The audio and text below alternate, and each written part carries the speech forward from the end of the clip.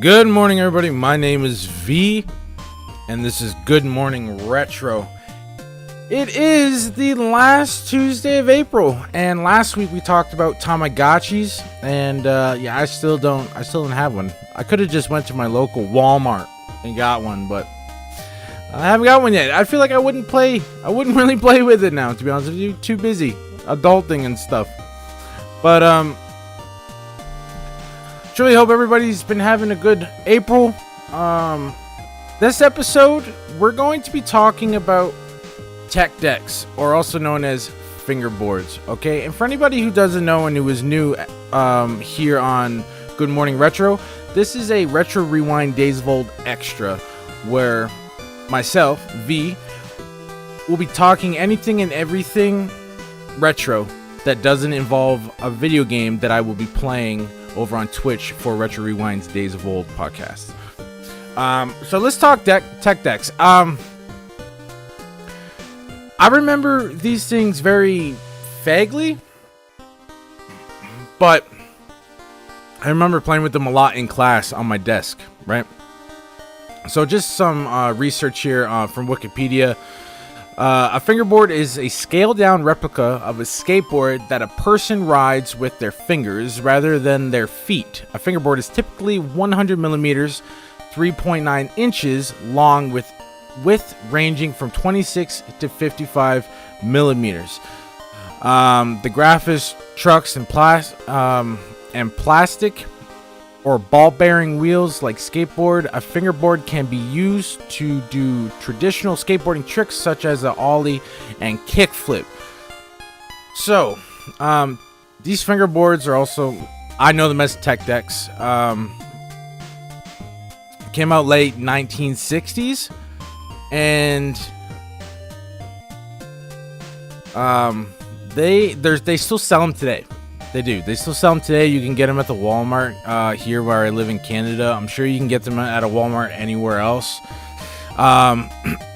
So it also says here, before I get into how I remember them, the usage of them were, so fingerboards or tech decks are used by a range of people, from those utilizing them as toys, which is how I utilized it, to skateboarders and related sports professionals, envisioning not only their own skating maneuvers, but for others as well, similar to train enthusiasts building railway models.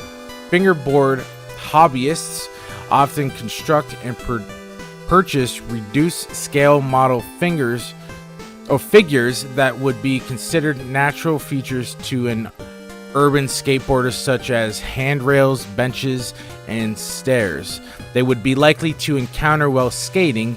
In addition, users might build and buy items seen in the skate park, including half pipes, quarter pipes, trick boxes, vert ramps, pyramids, bank ramps, full pipes, and any number of other trick-oriented objects. So, they can be used for many things. So, there was a point where you would just get them at your local skate park, and they would be it would be a keychain. It would be on every skateboarder's keychain on their keys. I remember, buying separate trucks, separate wheels, and all this other stuff. You had the little tool that you can customize your own tech deck. I think you could also get like different grip tapes as well.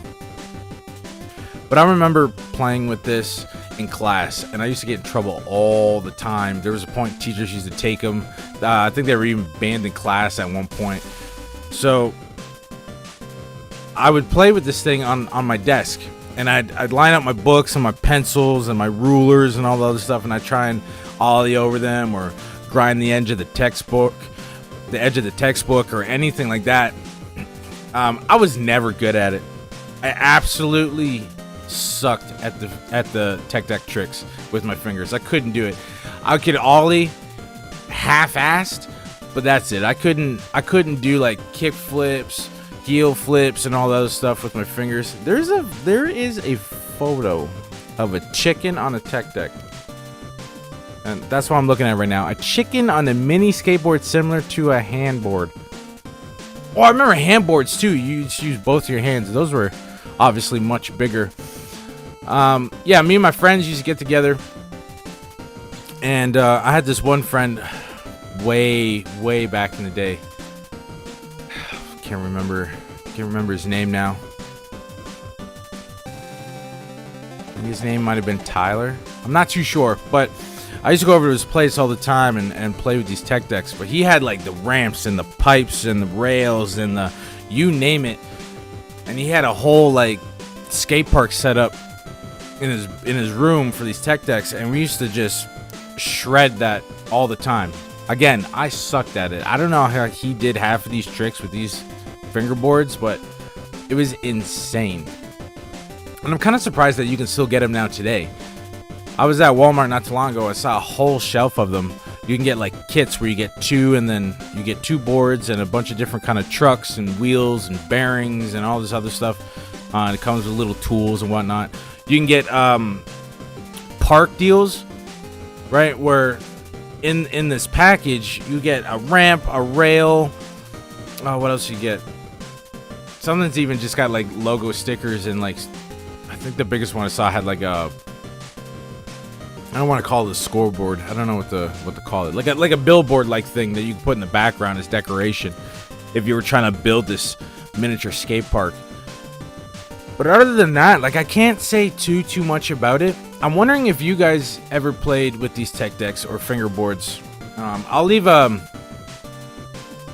a question in this podcast down below that you can interact with. Let me know if you've played with these. Let me know if you still play with these, because I haven't had one of these in years. I think the last time I had one might have been like,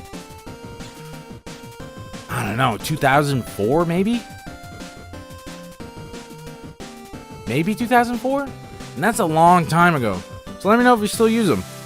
I might, for nostalgia's sake, because I like collecting retro stuff for nostalgia purposes that I had back in the day as a kid.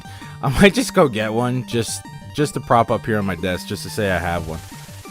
Maybe piss around with it from time to time on my desk, try and grind my keyboard.